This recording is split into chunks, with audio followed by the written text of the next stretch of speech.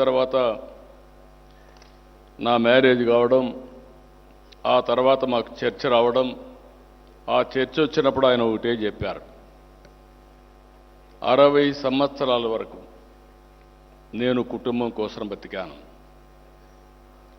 ప్రజలు నన్ను ఆదరించారు, తిరిగి నా శేష జీవితం ఈ ప్రజలు తెలుగు జాతికి అంకితం చేయాలని అంకితం చేసిన వ్యక్తి ఎన్టీ రామారావు గారు. అదే ఆయన రాజకీయ ప్రవేశం. అక్కడి నుంచి మీరు చూసినప్పుడు ఎవ్వరు కూడా అలాంటి సాహసాలు చేయలేరు. ఒక చైతన్య రథం ఎక్కి 9 నెలలు తిరిగి ఇంటికి రాకుండా, పిల్లల పెళ్ళిళ్ళు కూడా రాకుండా ఏ విధంగా సమాజం కోసం అంకితమయ్యారనేది ఎన్టీఆర్ చరిత్ర ఒక ఉదాహరణ అని చెప్పి కూడా నేను మీకు తెలియజేస్తున్నా.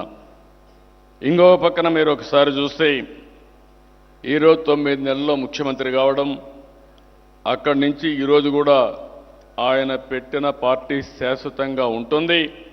తెలుగు జాతి ఉన్నంత వరకు నందమూరి తారక రామారావు గారు పెట్టిన తెలుగుదేశం పార్టీ చిరస్థాయిగా ఉంటుందని చెప్పి కూడా నేను హామీ ఇస్తున్నా.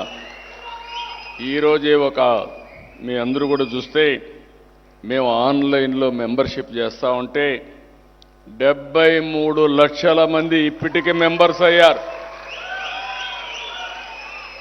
అది తెలుగుదేశం పార్టీ శక్తి, సామర్థ్యం అని చెప్పి కూడా నేను మీకు తెలియజేస్తున్నాం.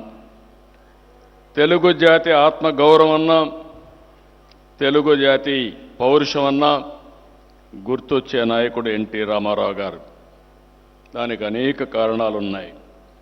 మహిళలకు మొదటిసారి ఆస్తి హక్కు ఇచ్చిన ఏకైక నాయకుడు ఎన్టీఆర్. ఈరోజు ఏ ఆడబిడ్డ అయినా సరే తల్లిదండ్రులు అన్యాయం చేస్తే ధైర్యంగా కోర్టుకెళ్ళి ఫైట్ చేసే శక్తి మీకుంది. మీకు ఆస్తి హక్కు ఇచ్చిన వ్యక్తి ఎన్టీఆర్ అని చెప్పి కూడా నేను మీకు తెలియజేస్తున్నా.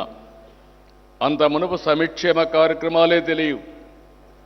ఎన్టీఆర్ గారు రాకమునుపు మనం చూసి ఎన్టీఆర్ రాజకీయాలకు రాకమునుపు రాజకీయాలంటే ఏదో పరిపాలన, ప్రభుత్వం అంటే పెత్తందారి వ్యవస్థగా ఉండేది. అలాంటిది మనం చూస్తే కూడు గూడు గుడ్డ